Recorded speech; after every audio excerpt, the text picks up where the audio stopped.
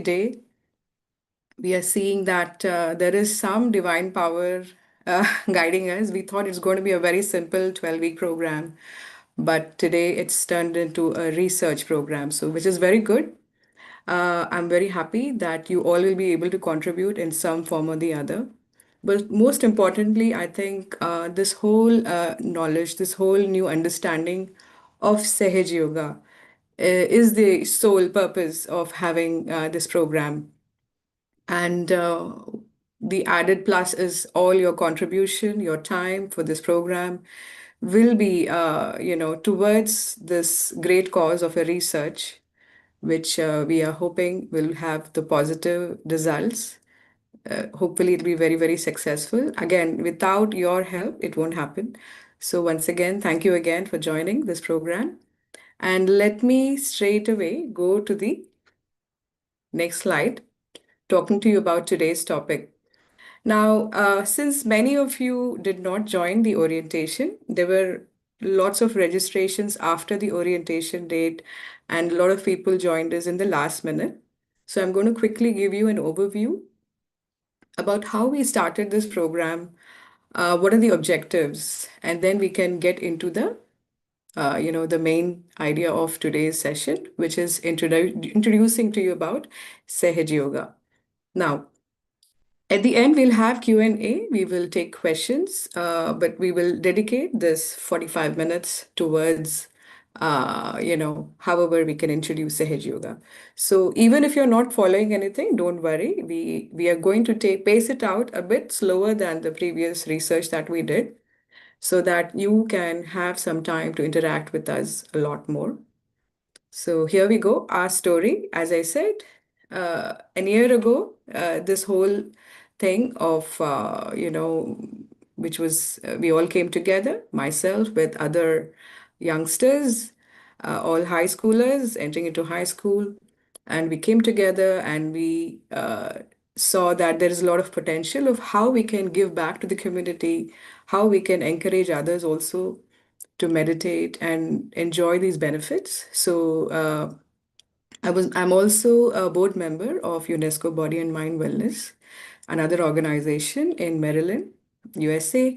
And so we were able to collaborate both these areas where we know that in United States, many children look for volunteer hours as part of their curriculum, actual studies. So we thought, why don't we take advantage of this and bring these two things together, Sage Yoga and UNESCO together, working together.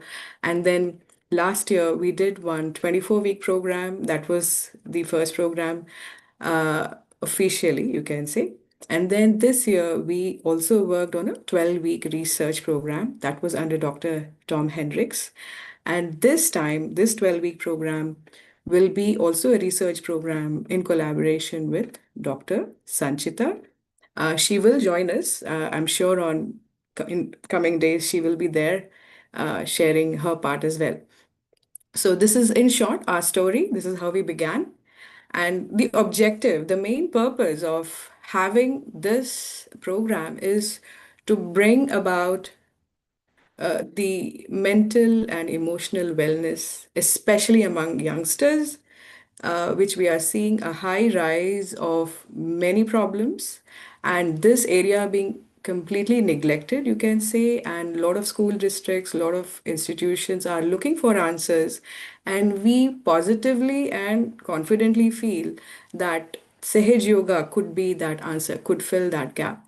And children, this kind of program, you will see it's very, very unique of its kind. There is no such program happening because people do talk about, if you have a mental problem or any emotional setback, you can call certain institutions, but most of the time these are undiagnosed. You can't really uh, recognize that you even have a problem, be it parents, be it kids. We only see the symptoms. So you can say Sahaj Yoga can be that answer for you as a scientific evidence-based tool for you to practice every day, and you self-diagnose where you stand emotionally, mentally. You will be more self-aware. You can understand yourself better. And a person, of course, who is at the root level, you will see that Sahaj Yoga works at the root level. It can be that answer for you throughout your life. So this is not something that, this will end in these 12 weeks. This is something that you can carry with yourself to any dimension, to any extent within your own personal lives. So, as we say here, we want to give you and make and give you an understanding of building a self-awareness technique, self-diagnosis technique. It helps you, of course, with concentration, empathy, and resilience. And then UNESCO part of it is, you see, UNESCO is always looking for initiatives where you bring the global citizenship, the value that you are part and parcel of this universal being. Because look at today's world, it is all full of wars and fights and all kinds of nonsense. But maybe the future, we can help build a better world. And then, as I said, 60 volunteer service hours for those who complete without fail and whose data will be collected. So they will be offered 60 volunteer service hours if that is your requirement. If you don't need it, there's no necessity for you to, comply with this policy. Okay. Now, Sahaj Yoga. Saha, here we say is actually that which is with you. Saha. It's coming from the root word from Sanskrit. It means saha means with, and ja means born. Ja, janma, sahaja. So when we say sahaja, it acts that which is born within you. So that is one of the meanings. Sahaja also means simple, easy, spontaneous. So when we say something is sahaj or sahaja, it means something that is innate, spontaneous. When we say spontaneous, it's like you're breathing. You spontaneously breathe, you don't have to do. Your digestion, it is spontaneous. You don't have to do anything. Your heart beats. Again, everything is sahaj. So similarly, this practice also is very sahaj. It comes very easily to you. Already you have a built-in system, and we'll talk about it in the later slides. So that is Sahaja. Yoga means union, to unite. Yoga, at one level, people understand it to be just exercises, but that's only a part of it. Yoga, in the holistic view, means union. Union with what? Connect with what? So, here, what we want to establish is the union of our individual selves, our individual consciousness, with the all pervading power of the collective consciousness. We call it Parabrahma, we can call it divine love. In many names, it has been described. Now, what do we do? But what is born within you? That built in system, you can say, we have already the built in system. Like I said, breathing, you don't have to do anything. We were born, we just started breathing spontaneously. Heart started beating spontaneously. If we eat food, it digests spontaneously. Everything is happening spontaneously. Similarly, you will see we have a built-in system, and that system will enable this process of yoga, that connection with this all-pervading power. Now, Sahaj Yoga is currently being practiced in more than 100 countries, actually definitely more than 150 countries, but we kept the number 100. But you will see that it's catching fire. A lot of people are benefiting. They are seeing so many changes within them because it is so easy to practice.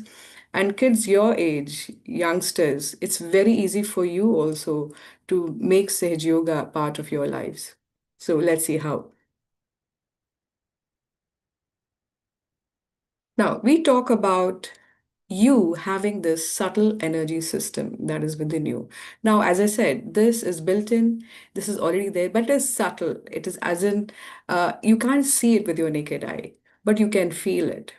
Now, how do you feel it? Well, within us, we have evolved, we all know we evolved from amoeba stage to human beings. Okay, so it was a phase, right? So from amoeba, then fish, then we became aquatic, then quadrupeds, then then we monkeys, and then somehow, somewhere, we turned into human beings. So what next? What is the next step in our evolution? You can say that Sahaj Yoga introduces that evolutionary breakthrough that is within us.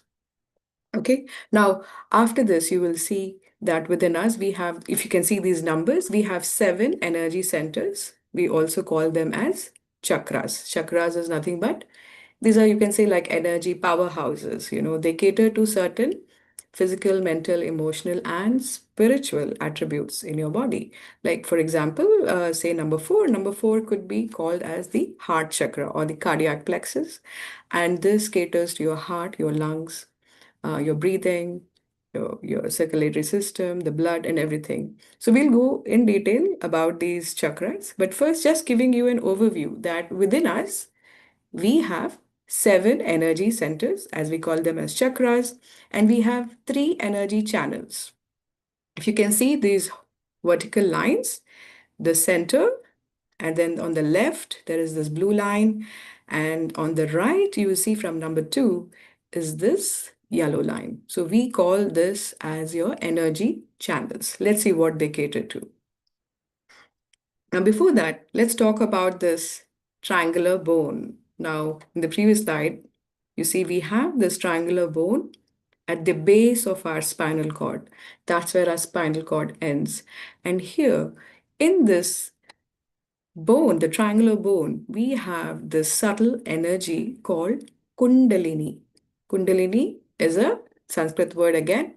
It means nothing but a coiled energy. You can say like a coiled powerhouse. Now, what does she represent? She represents this pure, immaculate desire. When we say pure desire, let me explain to you a bit more.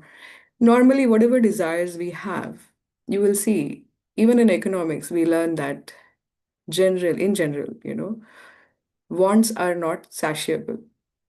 Because when you want something, then you want the next thing. You have one version of iPhone, then the next version comes in. So there is no such thing that you desire and then you end it there. There's always wanting more, more and more and more. But this is that desire, you can say, this is that absolute desire.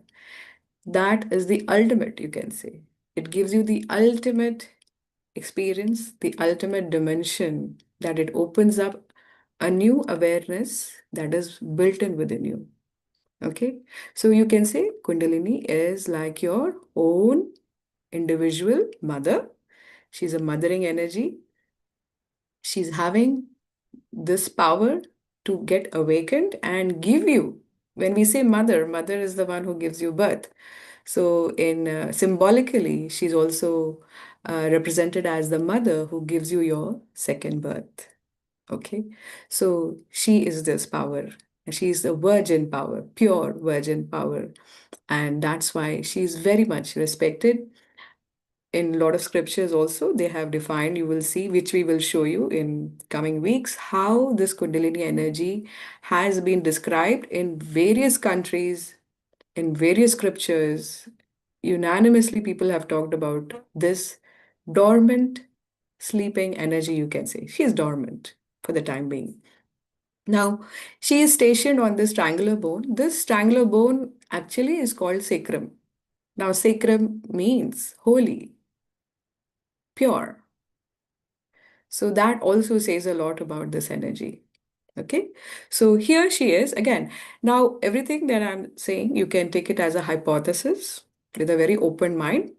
Try to understand the subject. And then, if you are proven over a period of time with regular practice, if you can feel everything that we say here, that's when I want you to accept that this power exists. So, what we do here is with practice, everyday practice of this 45 minutes, you will see you can experience more and more and more of this energy that is within you. Okay. Now we say that when this Kundalini rises, that is within your spinal cord, she rises through all the chakras, through the center channel, and she comes up to the area which we call as fontanelle bone, that is the top of your head. Yeah, let me cover this. So this fontanelle bone, this was a soft bone. You see, we all had the soft bone. If you see the babies, they are born with the soft bone, the cranial bone here. It closes after 9 months, 10 months, depending. And that actually represents the seventh chakra, which we call it as Sahasrara chakra. So you can say this is that limbic area. Now, this is the point, this is where we say that when your Kundalini rises and pierces this point on top of your head, that's when we say you have got your yoga. And because it is done so spontaneously, so easily, it becomes Sahaj. So you on, like you're sitting comfortably in your chairs or at home, so that makes it Sahaj. You're not putting any effort. So that's how we define as Sahaj Yoga. And this yoga practice, practicing this connection, practicing this awakening of your Kundalini gives you automatically a state of meditation. Meditation being a state where you are in the present moment. Now, let's see how our mind works. So, we also say that we have three energy channels. We talked about the seven chakras, one, two, three, four. You can see all the way going from the base of your spine. The first chakra is below the triangular bone. It is basically under your spinal cord. And the next chakras you will see here are at here you can we call this as the Arctic plexus or the Swadhisthana, Nabhi, heart, Anahat, Vishuddhi here, the cervical plexus, Agya here in the center of the brain, and the Sahasrara is this limbic area. So now we know the experiment. The goal is to see if we can awaken this Kundalini, this energy, and the destination is here. Okay. Now, in the process, you also understand that what are you made of? Okay. You will see that we are made of three energy channels. Now, the left channel, you can say the moon channel. On the left side, in this diagram, you can see the bluish color that basically represents your subconscious. What is subconscious? Subconscious is everything that you has happened in the past, that is in your memory, you see. So and all your conditionings that build up your likes and like say people from India, we will like spicy food, people from US will like something else, so things like that. So we all have our own subconscious, our own experiences of the past. It also caters to your emotions. So all that you can say is stored in your left sympathetic nervous system. That's your left channel. You can say your left side of your hand, this entire left side of your body is it's representing your left sympathetic nervous system, the left channel, the left energy channel. Then on the other hand, the yellow color here that you see the figure here as the sun. The right side represents your uh, supraconscious. We call it the supraconscious side of you, or the mind that thinks about future.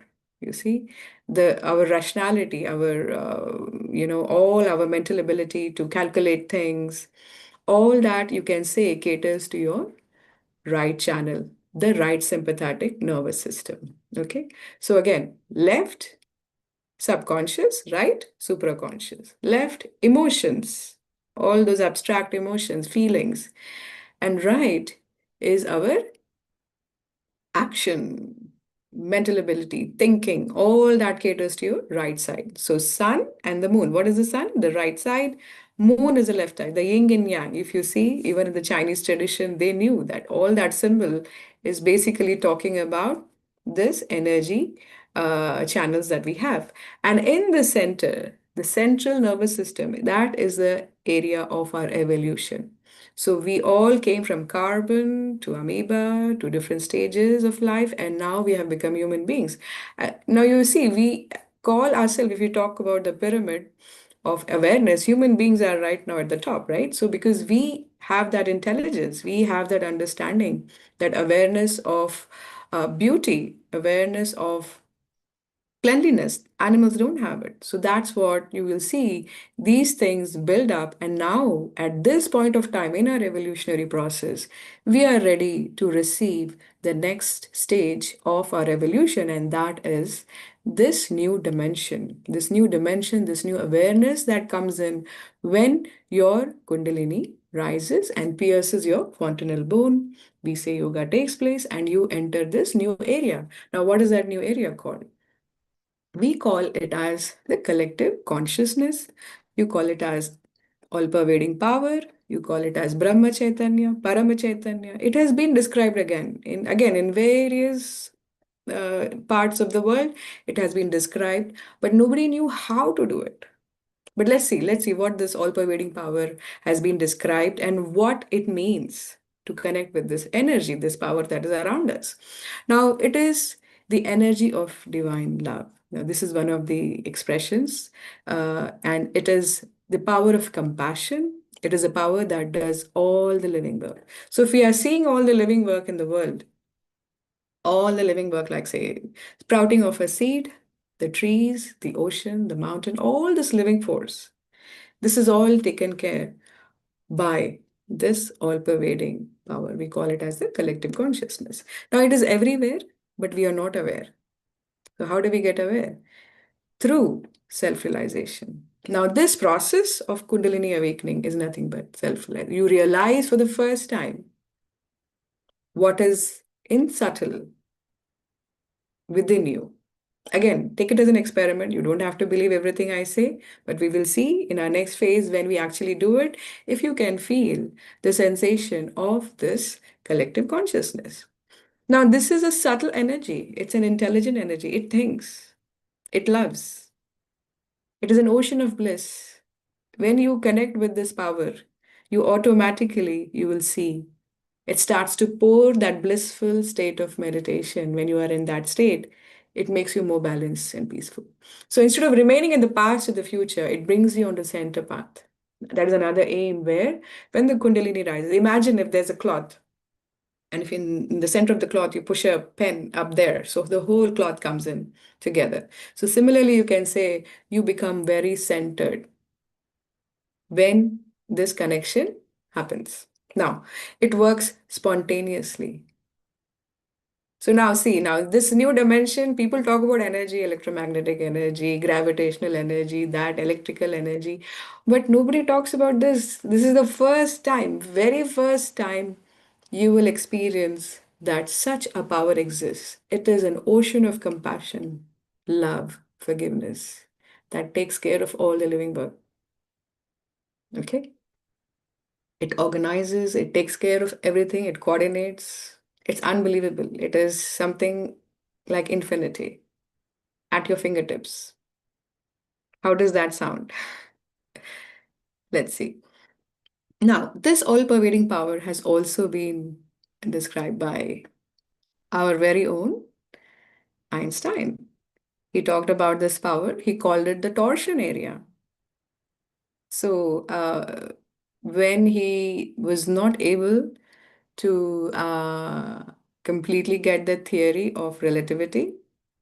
We all know what that is.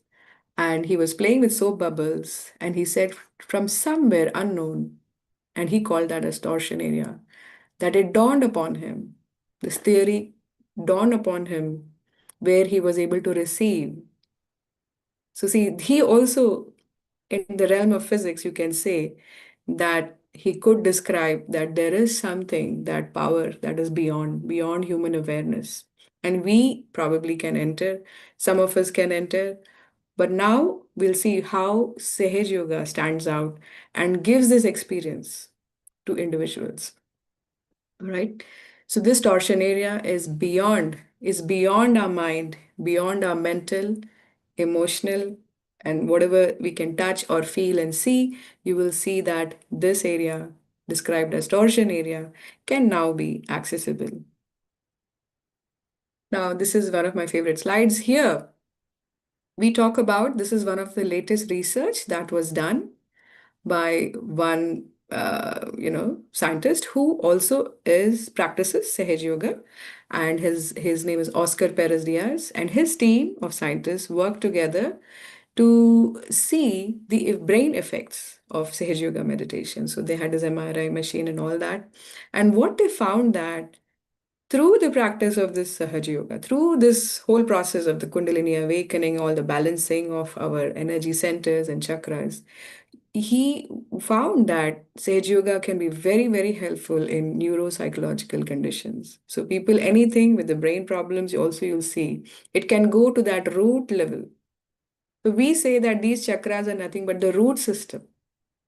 Now, when your roots are all right, like say, for example, if a tree is sick, you don't try to cure the leaves or the branches, you go to the roots. So Sahaj Yoga works to that root level, to the deepest, you can say the nucleus of your cell. Okay. Now that's what this is one of the effects. Again, this is very simply, plainly put it out. We can, all these papers are accessible. We can share these papers, scientific papers that have been published. And you can see how the practice of Sahaj Yoga can bring these changes and can even cure people with any neuropsychological conditions. Now, how is it that this is happening? You can wonder, right? Okay, all this is good, but who is making it possible? How is it so easily available? I mean, it all looks complex, but here I want to introduce you to the founder, Shri Mataji. Her complete name is Shri Mataji Nirmala Devi. Lovingly, we call her Shri Mataji, which means Holy Mother, Divine Mother. However, you feel comfortable, you can address her. So, Shri Mataji, you can say she's the one. She's the one who actually brought about this historic breakthrough where she was able to open this, you can say, the limbic area, the Sahasrara, you can say, or this area of the fontanel bone, where she was able to open this chakra and bring the kundalinis of people in masses, not one or two. Now, let me give you some background. This kind of practice of meditation was done by very few people, and that too in areas not in cities at least. It was practiced in um, the jungles or in the mountains, somewhere where remote, where they can just spend their time meditating and doing nothing much, nothing more than that, and cleansing themselves. You saw these different chakras and channels, right? So they were working continuously at say, for many, many years for one chakra or two chakras. So it would take almost a lifetime. And nobody was sure also that you can achieve that state of connection. So that's how Kundalini awakening was possible. So, so if it is so tough, how did this happen? Well, that's what she brought about. She always had this knowledge. She wanted to give it to the masses. And she brought it out to the common public. And she devised this very easy, simple method where you can awaken your Kundalini and achieve this next step in your spiritual evolution. And everything is so scientific because our even the previous research when the kids had joined, we almost had 250 plus kids, and all of them, again, we started off at a plane where everybody was very new to the subject, no one had ever practiced, but you have to see their results, the data that we got, that everybody was able to experience this connection. So, how did she do it? Well, she gave this realization in her presence. So, what she did was she said, use my vibration, use her chakras, her energy. So, in her presence, you can say, wherever she went, traveled like extensively to almost across the whole world. I mean, all the countries she has touched, she went, she established the self-realization among people, and she addressed everybody as seekers of truth because you are definitely seekers. That's how you have come here. It's just not for, you know, looking around, but you are here seeking something. You're seeking your next step in your evolution. So she gave en masse self-realization to thousands and thousands of people in one setting. I mean, in Russia, they had to all, it was overcrowded, so they had to book a soccer field, I think. So imagine how many people. And single-handedly, she raised the Kundalini of people in masses with ease, and everyone was in that state. They could feel it. They could all feel this new dimension. And can you believe it? She never ever charged a single penny for her work. So you cannot pay. You cannot pay for your realization. Like Mother Earth, you sprout the seed. She doesn't understand money. You can't put any dollars or any rupees there, but all you need is you need that desire. I talked about the pure desire which your Kundalini can give you. She can be awakened. She's like your mother. Mother is the closest to a person, the one who gives birth to you. She loves you unconditionally. So, even this energy is something like that. So, if you can have that reverence and that understanding, even on an experimental basis, I'm very sure you will be able to make some progress with your meditation today. Now, let us listen to her short excerpt. She talked about Sahaja Yoga. It's a very short excerpt, so it'll just give you a fair idea. There has been never such confusion in the minds of human beings as it is today, as to the right or wrong. Never so much. Whatever was said, this was not good, they would do, knowingly that they are doing wrong. If they were good people, they would say, all right, this is good, we'll do the good. But everybody knew that this was wrong or right. They may do it. But today, no one knows what is wrong and what is right. Apart from wrong and right, it's much beyond that. You have to know yourself. Because this awareness is within us that we do not know ourselves. We do not know the absolute. We live in a relative world. Of this, everybody seems to be conscious, maybe in the subconscious or maybe in the unconscious. But definitely there's a feeling in every one of us that we do not know. And it's a very honest feeling. It's a very sublime feeling that we have to know something more. Now when we say the word know, we think as if I would say, I don't know about Derbyshire, I've never been there. Now this means what? I don't know about Derbyshire. Well, what don't I know about Derbyshire? I can read it in the books, I can find out. I can know all the history of Derbyshire. I can find out who are the people who were making beautiful porcelain here. I can find out all about their history, everything I can read about it. Still, why should I say I don't know anything about Derbyshire? Because I have not been to Derbyshire before. I have not been to Derby. I have not been to this area. I have not seen this place. I have not visited it. I have had no experience of this place, so I don't know about it. This is exactly what is the situation. The situation is that we do not know about the divine. We have read about it. We have heard about it. So many people have written about it. Once they know there's an inquiry about it, they come out with books. Books after books, thousands of books they have written. How many of them are true and how many of them are untrue? It is impossible to find out because we do not actually know. Supposing somebody says that Duke of Bedford was born in Derbyshire. All right, how will I know? I would not know till I meet somebody who is really belonging to that place, who knows about it.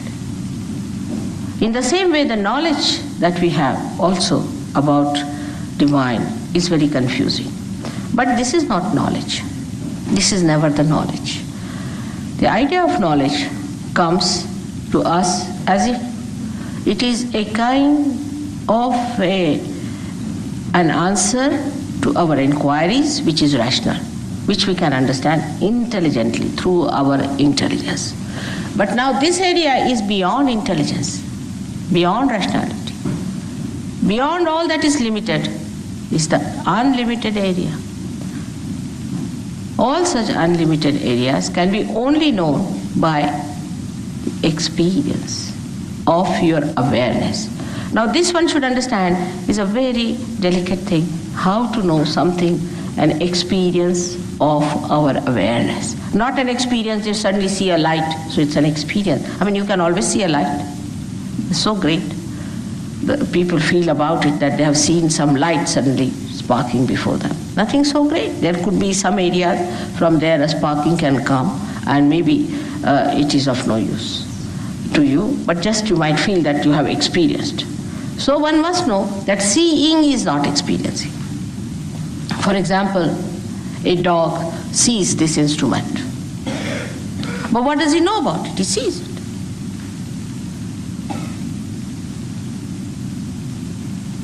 Awareness, the human awareness, has so many great things about itself compared to the animal awareness.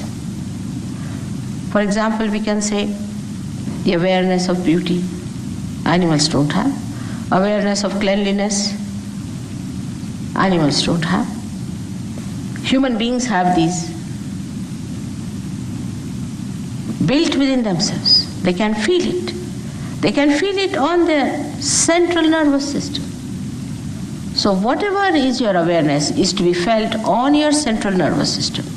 It's not just an imaginary thing or an intellectual discussion. Ah, yes, I know, I do. Not that.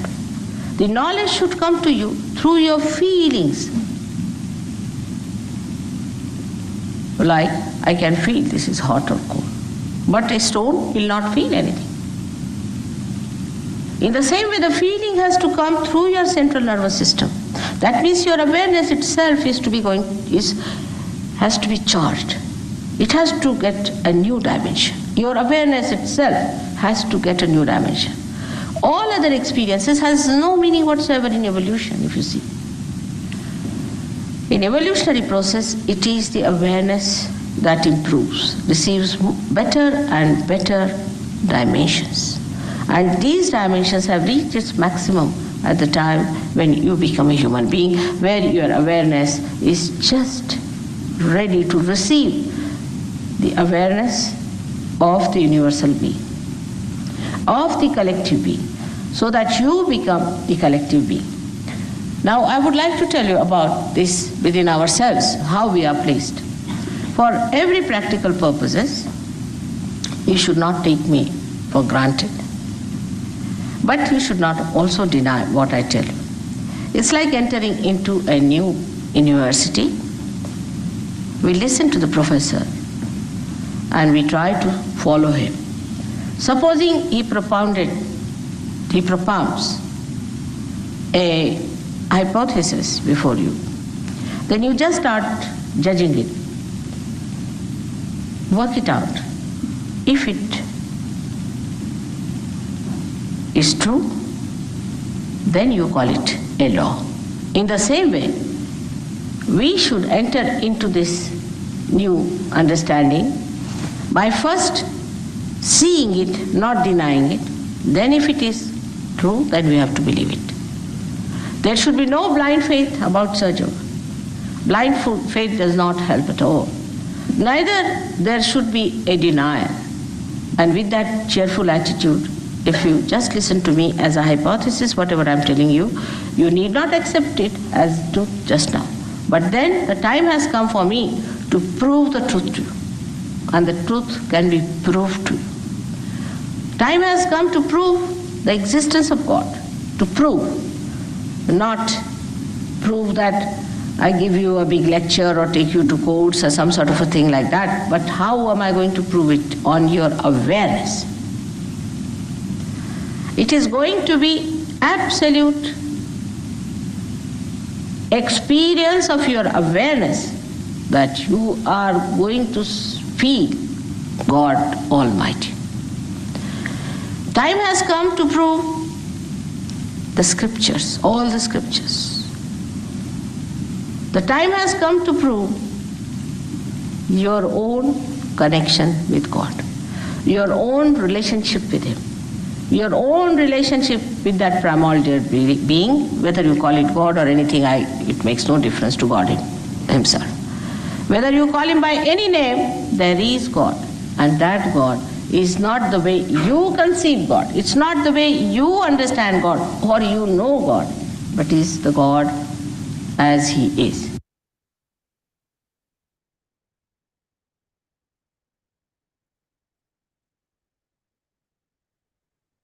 So here we are now. Apologize for today's delay, but we will try to keep track of time. But now we are ready to enter into this experiment with ourselves where we will try and see if we can awaken this energy, the Kundalini within us. As I said, this process is called self realization. The self that is within you, the absolute self, we call that as a spirit.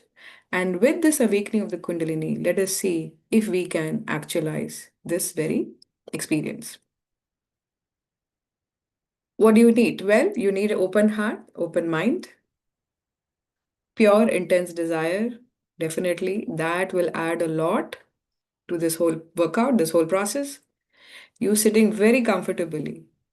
You don't have to sit in any, uh, you know, extreme posture. Just be relaxed, completely relaxed. Your body should be relaxed.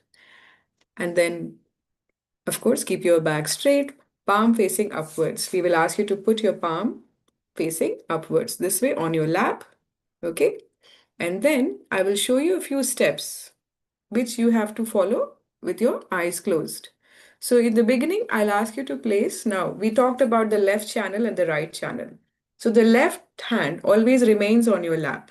This is the area of your subconscious, right? We talked about the left side. Now, left hand, palm facing upwards on your lap, and the right hand, we'll first place it on the left side of the heart. Right now, you see these steps, and then we will do the same thing. I will be guiding all of you. You can do it with your eyes closed. Okay.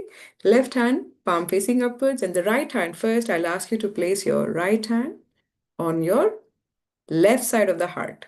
Okay. Here is what we say you have this absolute spark. We call it as the spirit.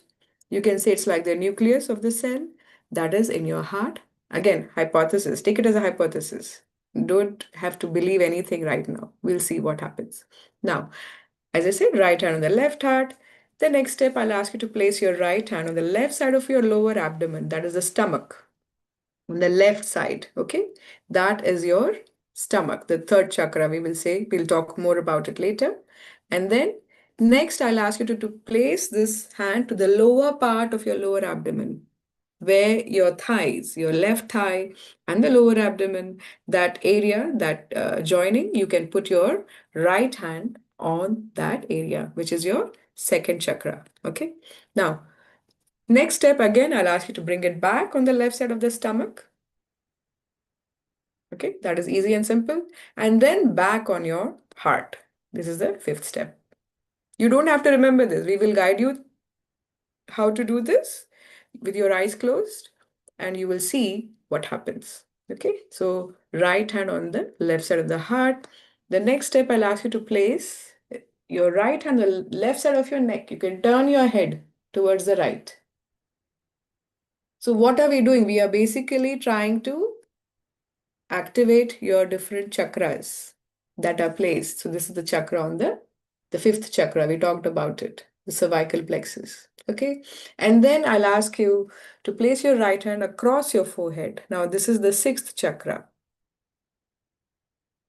Okay. Across your forehead, you can get a good hold of it. This is your sixth chakra. And then at the end, the center of your palm, the right hand palm, it goes on top of your head. Okay. This is that limbic area. We talked about the soft bone. So we all had it when we were babies. And here, I'll ask you to press it downwards. Okay. So just follow the steps, follow the affirmations as we do this to awaken our Kundalini. Is that okay? Yes. All right. So let's start. Let's all close our eyes. Sit in a very relaxed position. Now, as I said, we will use the chakras or the vibrations of Shri Mataji, her own Kundalini, to help us out to get our. It's like, again, lighting a candle. If you want to light a candle, if somebody has, you use the light and you light yourself. So that's the only thing we are doing. Okay. So you can either address as Shri Mataji or just say Mother. And now let's bring our right hand on the left side of the heart. Press it. You can close your eyes, everyone. Left hand remaining on your lap. Right hand on the left heart. Okay. Press it a little bit. Now here, ask a question. Shri Mataji, am I the pure spirit?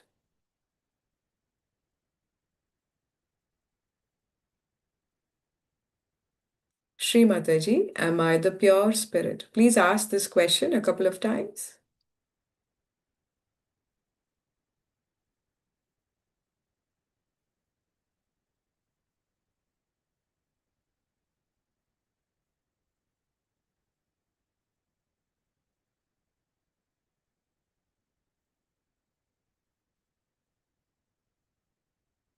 Keep your eyes closed.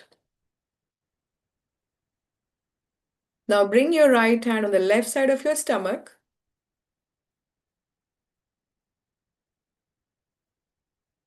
Put a little pressure. Now here ask another question. You can say, Shri Mataji, am I my own guru?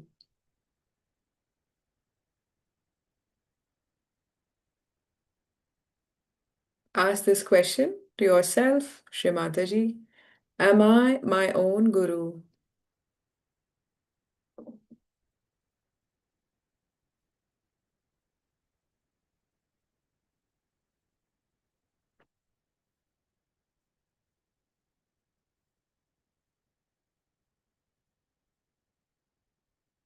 Now bring your right hand to the lower part of your abdomen at the joining of your thigh and the lower abdomen on the left side. Okay, right hand there. Put a little pressure. Ask another question. Shri Mataji, please give me the pure knowledge. Ask 6 times.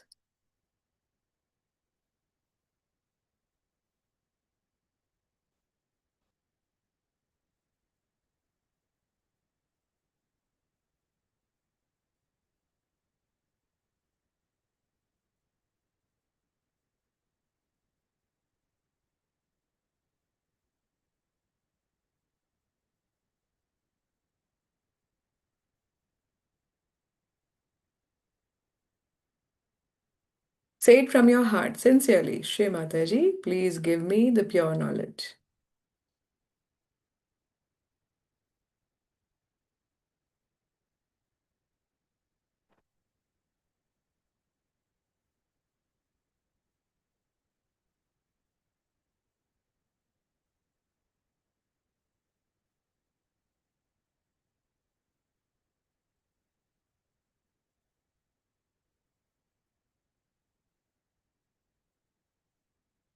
Now bring your right hand back on the left side of your stomach.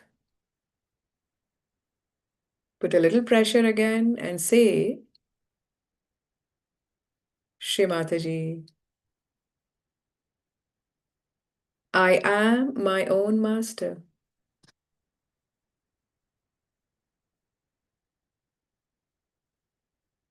Say this 10 times. This chakra has 10 petals. So we say 10 times, Shri Mataji, I am my own master.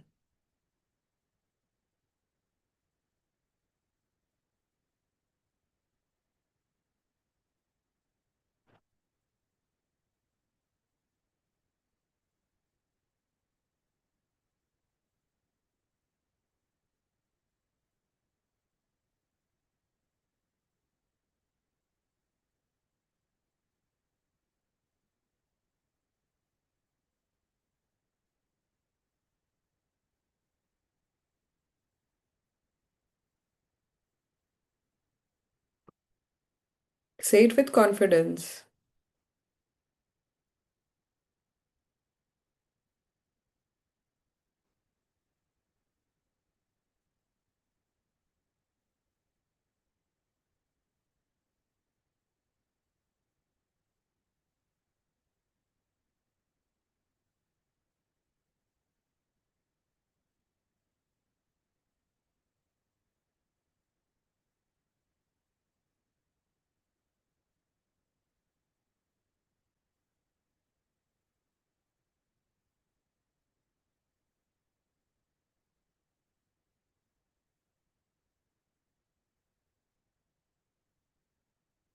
Now bring your right hand on the left side of your heart.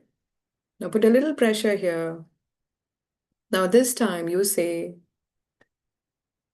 Shri Mataji, I am the pure spirit. Please say this 12 times. Shri Mataji, I am the pure spirit.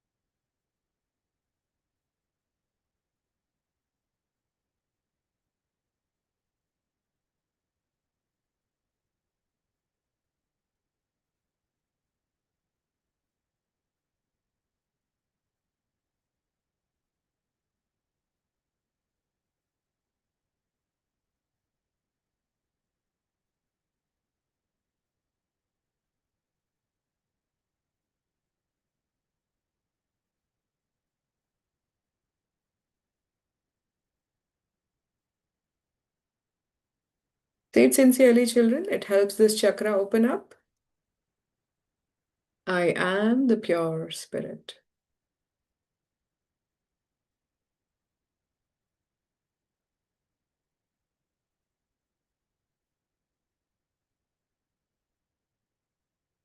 Now bring your right hand on the left side of the neck.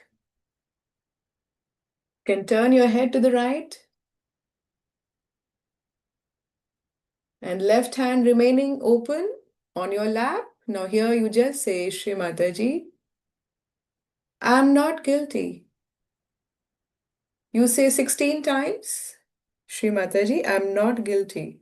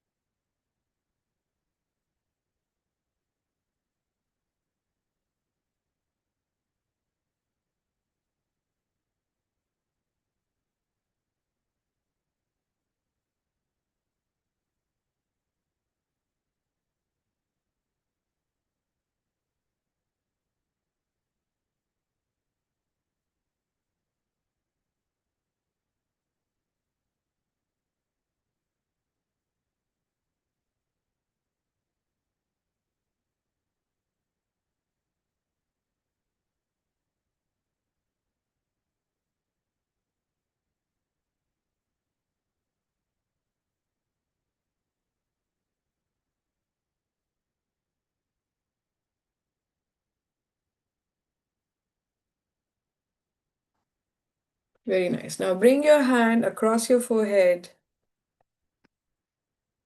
Press it on both the sides and bend your head forward. Here you just say, Shri Mataji, I forgive everyone and I forgive myself.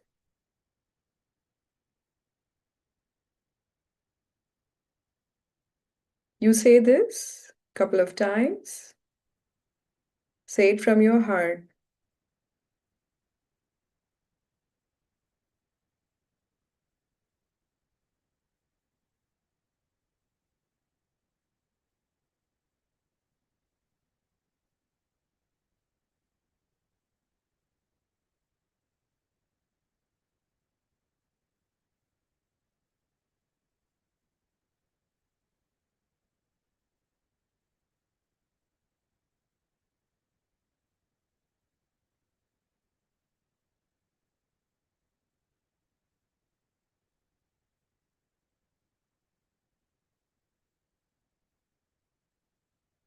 Very well. Now bring your right hand and place it on top of your head.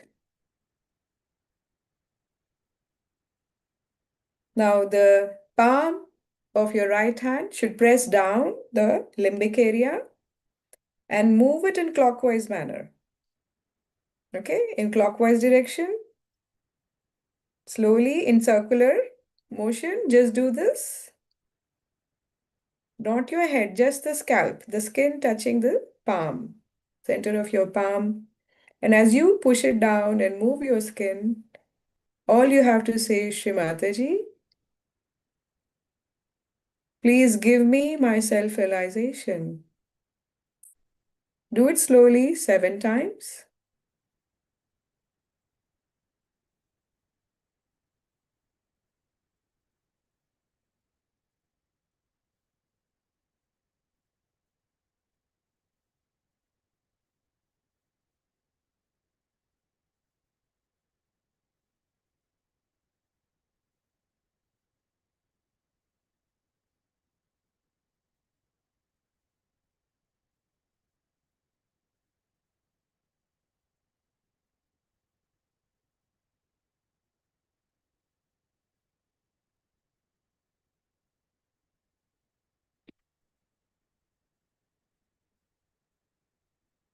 Slowly, you can raise your hand a bit higher and see if you can feel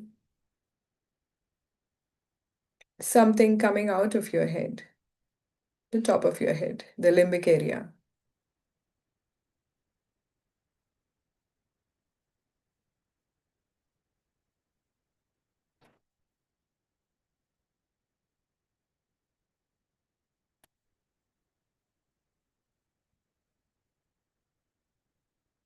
You can take higher and higher. Some people feel it as you raise your hand higher. And just to double check, bring it back slowly that anything is coming out of your head, any kind of a sensation, tangible.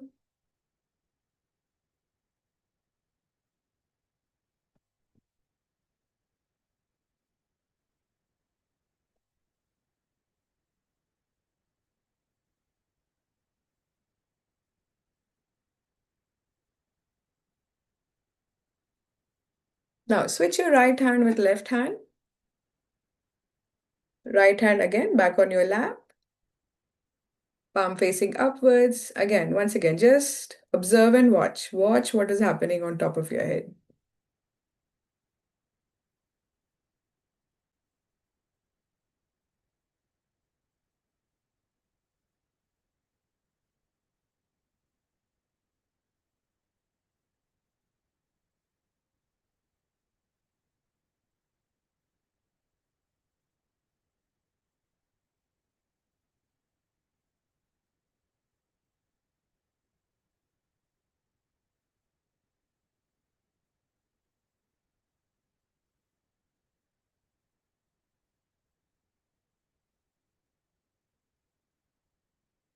If you feel something, if that is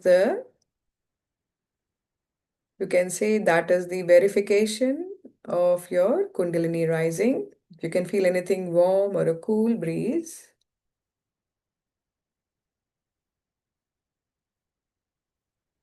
coming on top of your head.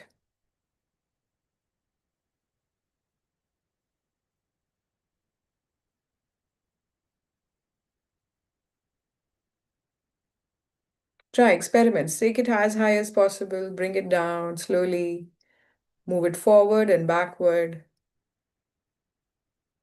That is your find a spot where you feel clearly.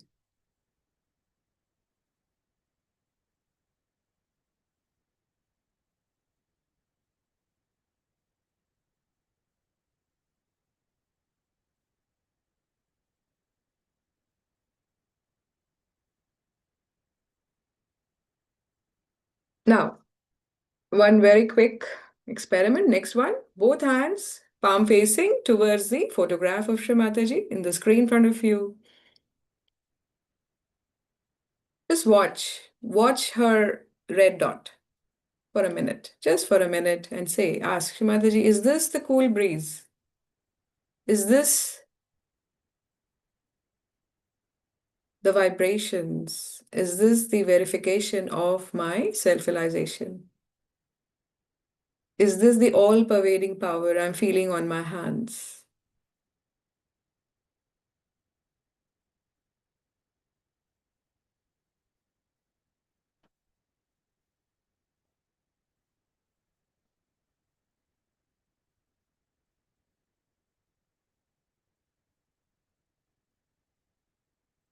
Observe your hands, fingertips, if there are any changes, anything you feel clearly.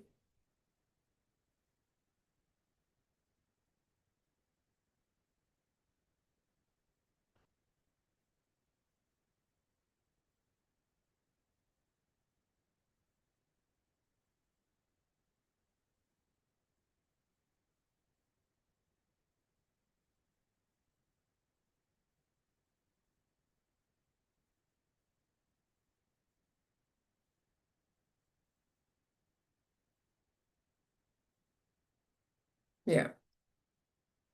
Now we will send a form on the chat for you to write down your experience.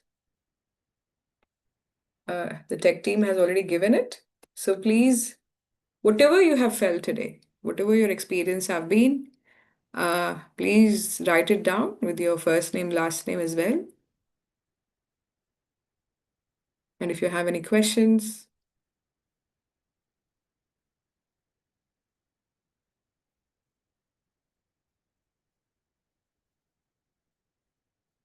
okay, no problem.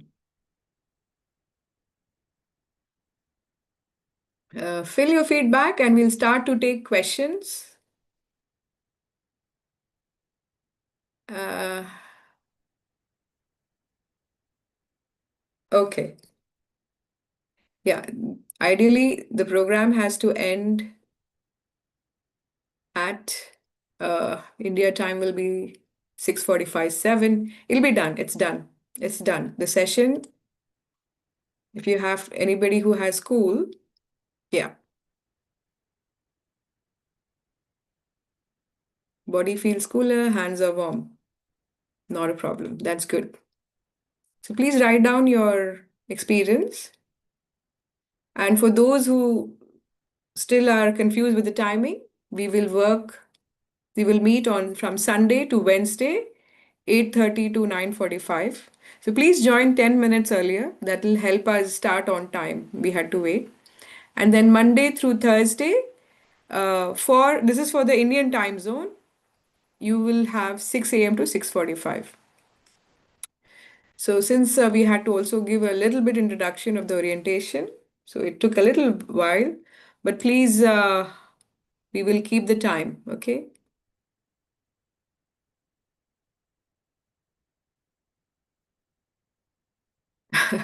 Don't worry, you can scratch yourself. It'll come to you, with practice. As we keep practicing, you will see. Now, if anybody has any questions, raise your hand and we will unmute you and we can answer you. Anyone here today has any question? You can raise your hand. If you're good, you can fill your form and we're good.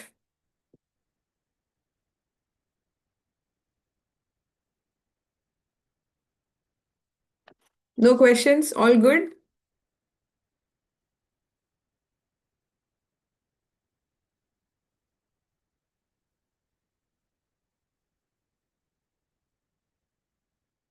How does it work?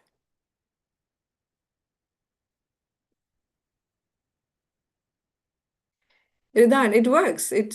That's what it is, right?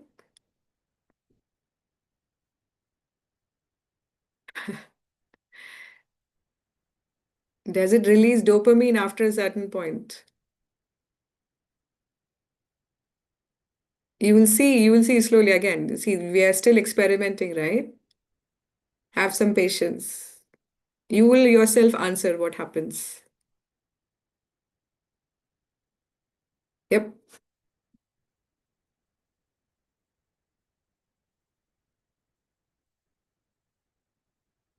How do you even feel it? Now, that is the whole experiment. You are experimenting with this power, with your being. So it has already been mentioned, as we told, right? Every scripture, every country has some kind of a depiction. The great souls or sages, you can say, people who are evolved, you can say, they talked about it. So they talked about this whole built-in system. But again, for the very first time, Sri Mataji made it possible. Yes, Verma Dundi, okay. Can we unmute?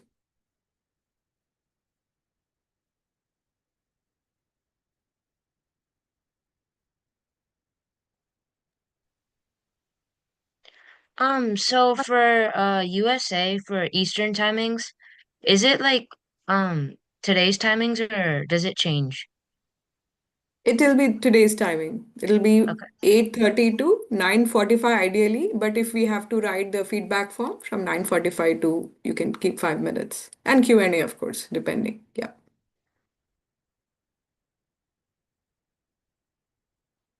Sunday through Wednesday for Eastern time. Yes.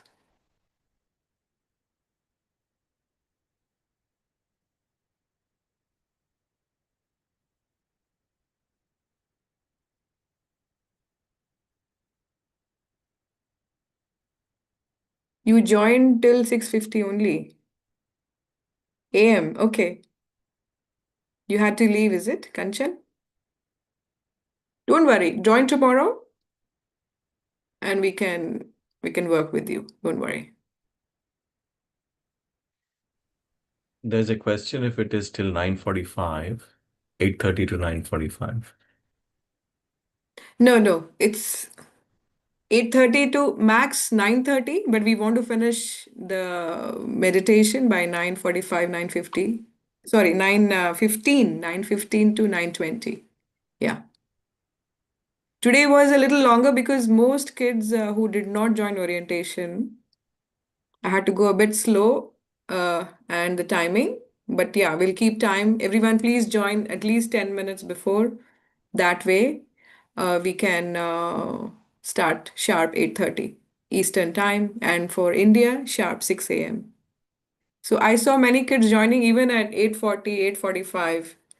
So that is a bit, you know. Yes, Sanvika? Um, I heard I felt spikes. Is that normal? Yeah, initially it is normal. It is normal, but you will see as we keep meditating, when more and more of your Kundalini energy, the strands of Kundalini will come up, that'll all subside. That'll all subside. But you will feel tangibly over a period of time some cool, soothing breeze, soothing vibrations, we call it. Yeah, but initially that's all right. Thank you. Anything else you felt, Sanvika? Um, no, nothing else. But I had the Nothing else. I had the urge to like run. Okay, all right.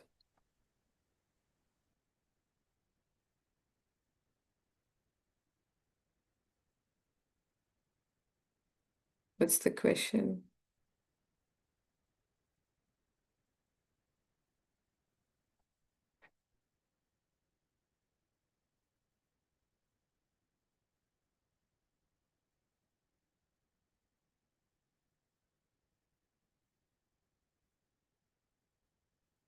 How do you stop feeling low? You will see now, see this week, first you start to first connect with this all pervading power, right? And you will slowly, we will teach you how to not feel low. Because when we'll cover all the topics of how to work with the left channel, how to work with your right channel, all your emotions, all your feelings of sadness, everything will start to disappear. You'll find a way how to eliminate all those thoughts that make you feel sad, unhappy, emotionally, draining, all that will be gone. There is no age limit. We are keeping it open, but for the research part, we will be extensively looking for teenage groups and even the young. If we are having people joining until 25, 26, also, we will be collecting data. But if you want to meditate, that there is no age limit. Then how do I stop feeling low? Well, as I said, this is just the beginning. As you keep meditating, you will learn how to not feel low. Very easy. It is very simple. All right. What time do we end? Oh, officially it was supposed to be ended at 9:59:20. But today, again, as I said, it's exception because of we had many new registrations today as well. We had around 60 registrations just today since morning. So I was wondering how they would understand. So let's That's right. That's right. Experience sharing, that will be extended, but meditation, we will try to end it max by 9:20, 9:30. So keep that much time, children. That way you are enjoying and reaping the benefits of these sessions. Okay?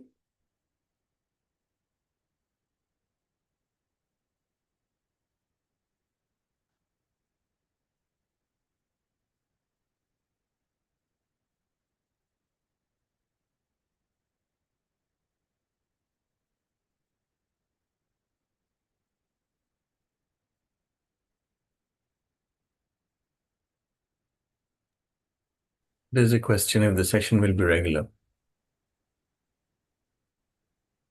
Yeah, it'll be Sunday through Wednesday for people in the Eastern time in US, and Monday through Thursday for people in India because they are ahead of us. So Sunday evening for us will be Monday morning for them. Yeah.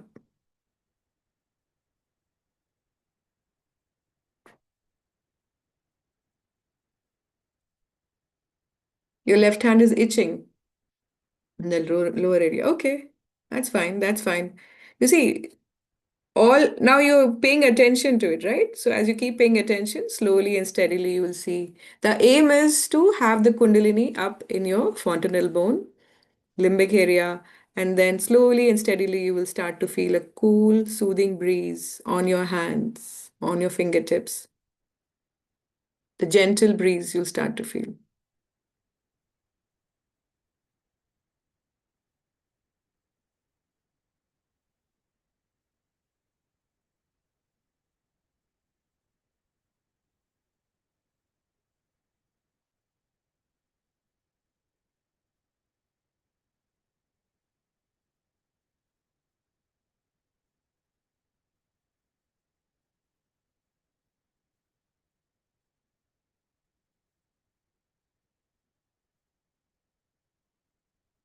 Wow. A lot of people felt really good. Cool breeze. Okay, good. That's good.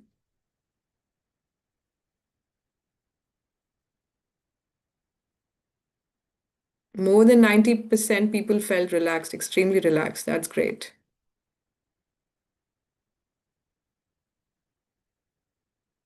See, this is just the beginning.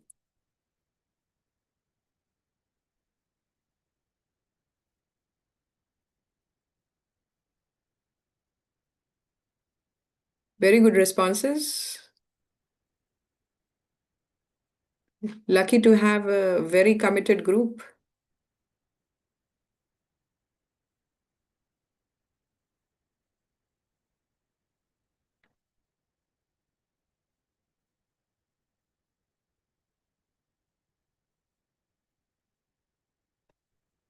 Glad you enjoyed it.